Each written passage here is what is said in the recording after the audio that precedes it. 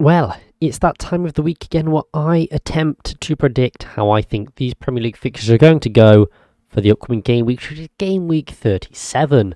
Yes, we're coming very, very close to the end of the Premier League. Things are really heating up at both the top and the bottom of the table, so it's going to be very interesting to see how things end up and how my Premier League predictions at the very start of the campaign actually look compared to the final table. Before all that, we need to take a look back at my game week 36 predictions and see how well I did. And let me tell you, it was surprising. So we're going to start off with this Saturday fixtures on Leeds United versus Newcastle United. Now I predicted 3-1 to Newcastle.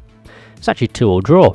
And this is a huge point for Leeds as they drew with the Magpies. They went ahead early through Ayling before Wilson scored 2 penalties to go ahead. But Leeds did strike in the 79th minute to level it all up. Firpo also saw red, so it's not all smooth sailing for Leeds, but it's a huge point in their quest for survival. I think a lot of people thought Newcastle were going to sweep through Leeds, myself included, but Allardyce set up to frustrate, and he did that wonderfully. And then we move on to Southampton versus Fulham. Now I predicted 3-0 to Fulham.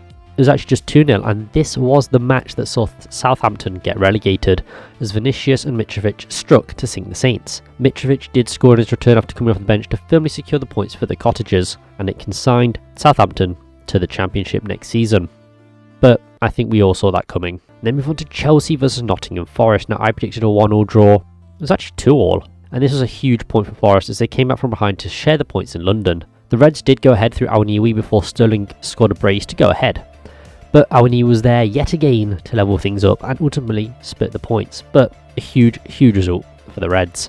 And then move on to Aston Villa versus Tottenham Hotspur. I predicted 2-1 to Villa, and it was 2-1. We got a prediction right, let's go. It was Ramsey who opened the scoring, and Villa kept testing Forster with Spurs having a couple chances themselves, but Villa doubled their lead through Louise. However, Villa could not keep a clean sheet as Kane scored a penalty at the death that saw both sides go level on points in the league. But what a prediction from me, come on. Manchester United versus Wolverhampton Wanderers. I predicted 2-1 to United. It was actually just 2-0. United go one step closer to securing Champions League football as they cruised past Wolves. Wolves could not muster a shot on target as Martial and Garnacho scored to further secure their top 4 spot. Wolves could not get anything from United as they looked very lacklustre at times. And then we move on to Crystal Palace versus Bournemouth. I predicted 2-0 and it was 2-0. We got another one right, let's go. Eze was on fire as Palace secured a comfortable win over Bournemouth. It was a brace for the 24-year-old as the Cherries could never really get anything going up front as they also registered 0 shots on target. But Eze is in some brilliant form at the moment and it's all down to Roy Hodgson.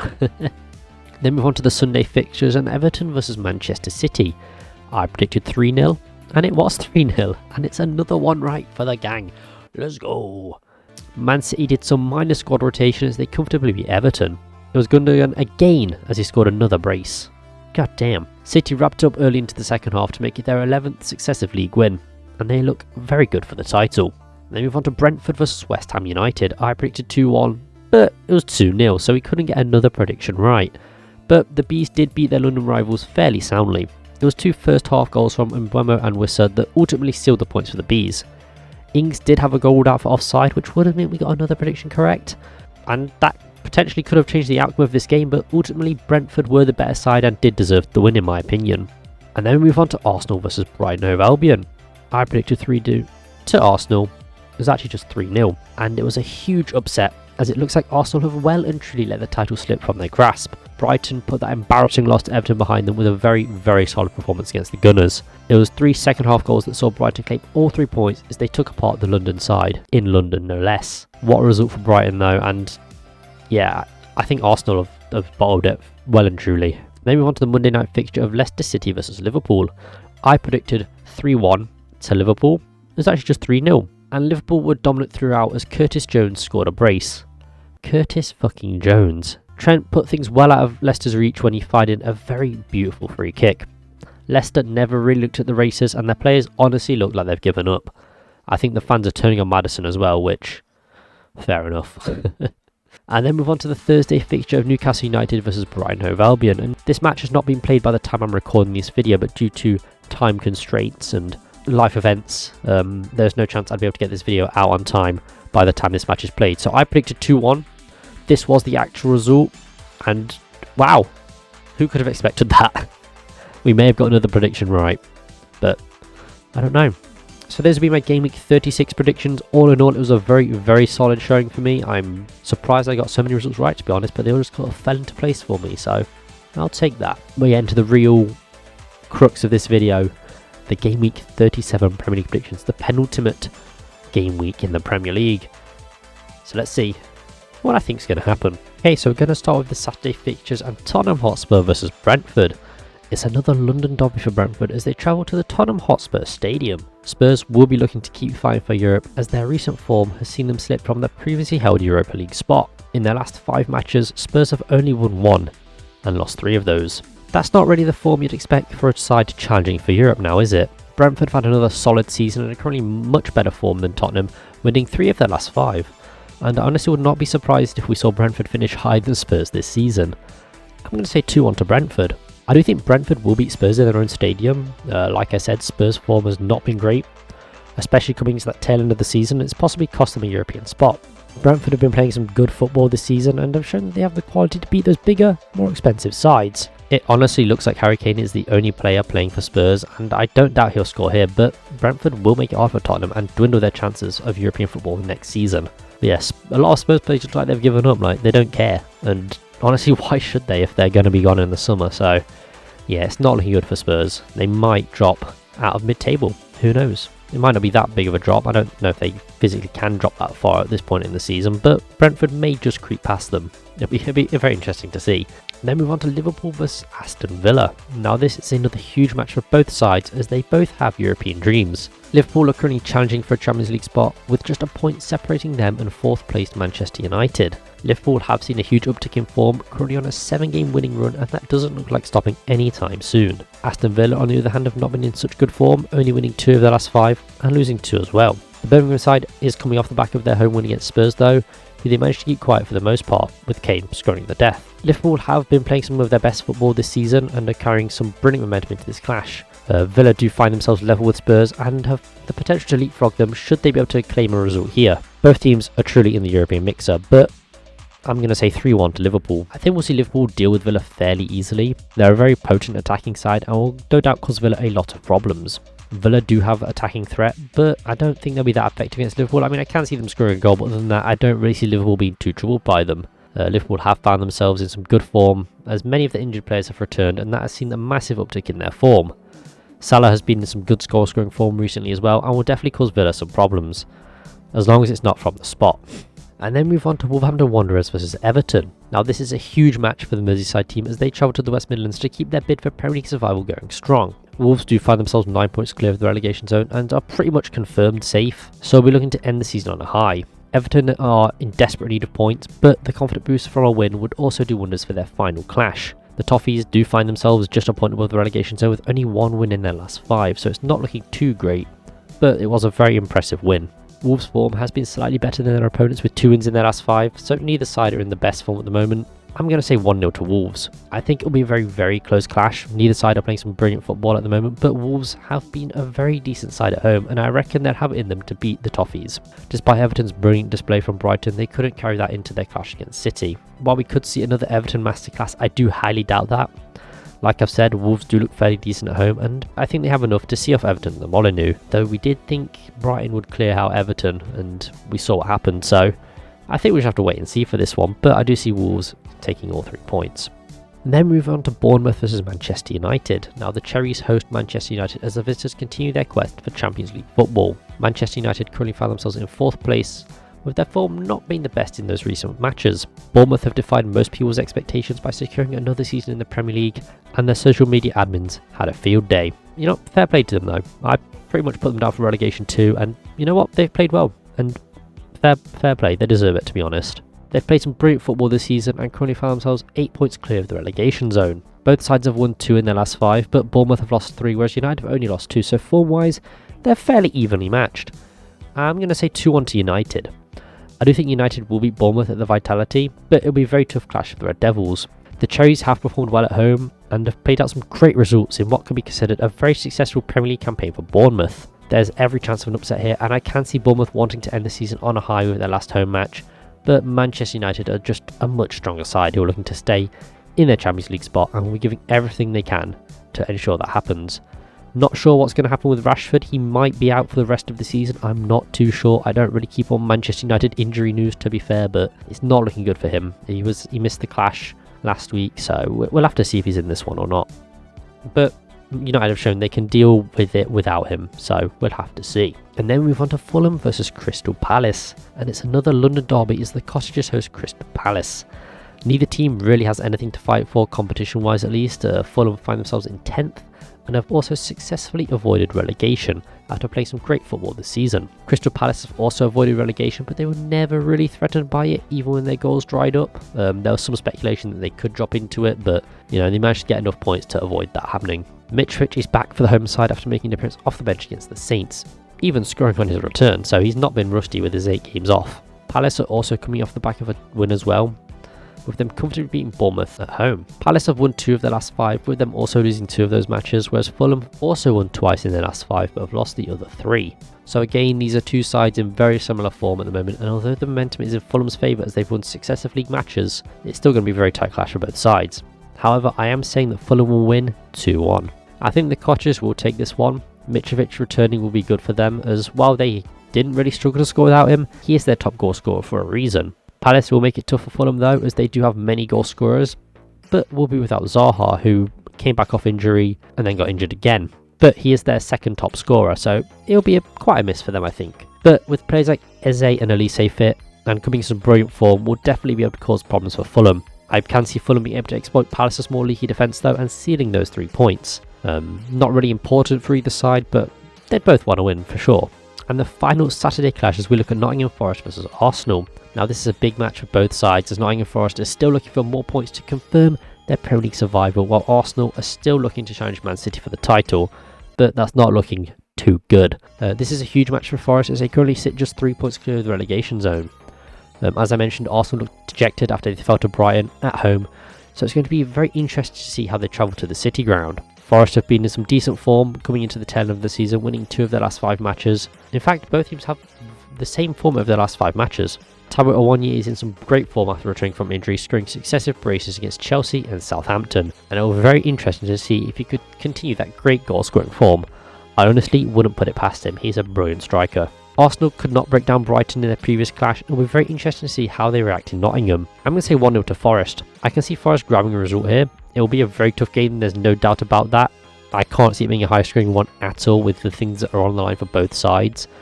But I think the atmosphere will be a huge factor in this match. I can see Arsenal being low on confidence, and with Forest being in some better form with their Premier League status on the line, the City ground is going to be rocking and we're going to be pushing our team over the line. It'll be a very tough clash for each side, but Forest perform much better at home and will make it very, very tough for the Gunners. Yeah, it's going to be a very, very insane match. I don't know how I'm going to watch it. I'm going to be there, I'm going to be nervous as all hell, I'm going to be excited, it's going to be crazy, but I think Arsenal, I don't know if they've got it in them to beat Forest at home in such a crucial match, but we'll have to see.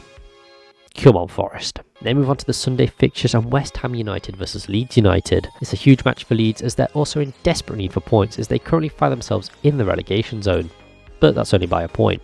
Leeds under Allardyce have looked okay, to be honest. We've only seen them against City and Newcastle, which are 2 very strong sides this season, and they've performed admirably against both. Leeds will be without Firpo for this clash, as he saw already against Newcastle, but I'm not sure how badly that'll affect them. West Ham have done a good job to escape the relegation zone, sitting 6 points clear, but still deep in the Europa Conference League as well. With West Ham still competing in Europe, it's possible that we'll see some squad rotation as we saw in their clash against Brentford. I do think they'll rotate the squad, as they have the second leg of their Conference League on Thursday before this match. Despite all that, I'm going to say 2-1 to West Ham United. I think that despite seeing some squad rotation, I do think that West Ham will be able to beat Leeds. West Ham have only won 1 in their last 5, whereas Leeds have won none, but they have drawn twice. I do see West Ham being able to beat the Yorkshire side, though it will be a tough clash, as Leeds under Allardyce do look fairly solid in defence, and will make it very tough for the Hammers to break them down. But, as we've seen, if they do concede 1, they will go on to concede another. West Ham just need to find a way through, and I'm sure with the quality they have in their side, they'll be able to manage that at the London Stadium. Then move on to Brighton Hove Albion versus Southampton. Now, I am predicting this one before the Seagulls clash with Newcastle, but I think that regardless of the outcome of that match, the outcome of this one should be pretty nailed on. Southampton have already been relegated, so I can't really see them having the fight in them, as there's nothing for them to fight for. Brighton is still challenging for Europe, and at this point, with the result against Newcastle, they could either be one step closer or left needing to pick up points. Either way, Brighton are still fighting for a European spot and are currently 7 points behind Liverpool. But should City and United qualify for Europe, that 6th place spot will also open up for European football, which I reckon Brighton are going to be targeting. Brighton are battling Spurs and Villa for that spot and currently set a point above both sides, so picking up points is very, very vital for them. It's really going to the wire for Europe. I'm going to say 4-0 to Brighton though. I cannot see Southampton causing Brighton any issues. The Saints have nothing left to fight for in the league, and I really doubt they'll be up for this match. Brighton do have the ability to dominate clubs, and I can see this being one of those matches. They'll be feeling good after that great win over Arsenal, and result against Newcastle pending, maybe looking to put a stumble behind them. But even if they lose to Newcastle, I don't expect Brighton to have any issues in this match, and with Europe on the line, they're definitely going to be performing at their best. So yeah, I think it's fairly simple for Brighton. And then we look at Manchester City versus Chelsea. Manchester City look to keep themselves at the top of the league as they host Lampard's Chelsea. Now, Chelsea are expected to announce the appointment of Pochettino, but I doubt he takes charge until the end of the season. That'd be a very interesting choice from Chelsea nonetheless. City have been on a brilliant run in the league, winning 11 in a row, and that doesn't look like stopping anytime soon. Chelsea have not been in good form recently, only winning 1 of their last 5, and that was momentum they were unable to build on as they drew to Forest last week. Chelsea do have quality in their side. I mean, you'd hope so for 600 million, but they did pick up some quality players who are just settling into the squad. So next season they'll really be able to kick on. But this is a Manchester City side that have some quality players and are in some quality form at the moment, and will be able to confirm themselves as Premier League victors should they beat Chelsea and Arsenal drop points. With Champions League football, I expect we'll see some squad rotation from City, but even a rotated squad still contains a lot of quality and should be able to deal with Chelsea fairly easily. I'm going to say 3-0 to City. I think City will comfortably deal with Chelsea. The pensioners don't look like they'll be able to threaten City at the Etihad. And while they do have the quality in their squad, they're still a very lacklustre side and have been very underwhelming in their performances this season. The only way City could find themselves conceding would be through their own complacency, which did sneak in as they battled Leeds, and almost against Everton as well. I do think City will go on to win the title though. They just look unstoppable at the moment, and I can't see Chelsea being able to stop them at all. This might be the one that sees City lift the title, to be honest. I would not be surprised if it was. I mean, I'm predicting it will be, so, you know, my big brain is never wrong. And then move on to the Monday night fixture of Newcastle United versus Leicester City. Again, this is prior to the match against Brighton, but I can't see that really weighing in on this performance too much. Leicester have a feeling around them like they've already given up, and in many respects, they have. While they did press Liverpool slightly, as soon as they conceded their first goal, it looked like they'd given up and their fight dropped off drastically. It does look a lot like Norwich last season, and Dean Smith was in charge then as well, so maybe it's an issue with him. Newcastle United have had a brilliant season, and despite missing out on the EFL Cup, do find themselves in a European spot, and I think that whatever happens, they still play Europe next season, if I'm not mistaken. Newcastle have been a very strong side and will be looking for a brilliant finish to what has been a great campaign for them. Newcastle at home are a brilliant side and have thoroughly dismantled their opponents at St James's Park. I mean, that Tottenham one springs to mind instantly. I'm going to say 4-0 to Newcastle. I think it'll be another domination job from Newcastle. Leicester seem to have lost their desire and fight, despite not being relegated yet. Like, they find themselves 2 points from safety, but just from watching their match against Liverpool, they don't look up for the fight, and a trip to St James's Park is not something you want when you're fighting for survival. We could see a repeat of the Tottenham game if Leicester aren't careful, but I think they're a bit more sound than Tottenham were in that clash, but I'm not sure at the moment, to be honest. It could be an absolute demolition job from Newcastle. I mean, I think they'll score 4. They could easily score more, but yeah, I think Leicester, they might be able to hold out a bit better than Spurs, but that's not saying much, to be honest. And then move on to the Wednesday night fixture of Brighton Hove Albion versus Manchester City. Despite there being 2 matches for Brighton to play prior to this match as I'm recording, I still see this being a fairly easy one to predict. Brighton are really the only side I can see putting an end to Man City's winning run, but City have probably won the title by this point, so they're just going to be looking to end the season on a high. Brighton are chasing European spot, and depending how results go, could be sitting in the driving seat of grabbing that 6th place qualification spot, but we shall see. Manchester City are sitting at the top of the league and find themselves 4 points clear of Arsenal, with this being their game in hand over the Gunners. As I said, Manchester City could have won the title if results went their way at the weekend, so this clash could either be their title winner or just be them looking to put the cherry on top of this campaign. I'm going to say 2-1 to City. I do see City continuing their brilliant run, assuming they didn't drop points to Chelsea, and winning in Sussex, we'll add to that. I don't think this will be a domination job like I'd expect from City, as Brighton are a very strong side and will make it tough for City. However, this is a very strong City side and they'll be able to get through that Brighton backline and find goals, I'm sure of it. I mean, Everton managed it, so come on. I think this is probably their toughest clash in this final run-up, but again, I think they'll win it nonetheless. And finally, the Thursday night clash of Manchester United versus Chelsea. Manchester United will be looking to continue their quest for European football as they currently occupy the final Champions League spot, but only a point separates them and 5th place Liverpool at the time of recording. However, that could be very different come this match. I don't think Chelsea's situation needs much explaining. They currently find themselves 11th after a dreadful season. Their results and their managerial revolving door has not helped the side, and I think that despite results, this will still be a very interesting clash though. United have a lot riding on this clash after experiencing a wobble in form, which has seen them slide down the table slightly, not completely out of the European picture, but they're fine for their Champions League spot. And this could end up being a very vital game for United if results don't go their way. I do see that despite those results, United should feel confident going into this clash against a very, very lacklustre Chelsea side. I'm saying 2-0 to United. It should be a fairly simple match for United, and I can't really see Chelsea doing anything to this United side, especially Old Trafford. I can see Chelsea doing some form of damage control, I guess, aiming to end the season in as high as a position as they could reach. Lampard's time in charge of Chelsea hasn't been great, but it will position Chelsea well for their restart next season. However, in this clash though, I do not see Chelsea doing much to Man United at all. Under Ten Hag, Man United are a very attacking side and will cause a lot of problems for Chelsea, especially as they're nursing quite a few injuries in their back line. So, it's going to be very interesting to see how United take apart Chelsea, but I'm sure they will. So yeah, those will be my Game Week 37 Premier League predictions. If you have your own, please leave them in the comments below. We're coming to the tail end of the season and it is a very, very exciting final run-in. Very nerve-wracking for me as a Forest fan, but I'm sure we'll survive anyway. So yeah, I'm looking forward to it. But I've been O2GT. Hope you have a brilliant day. Peace.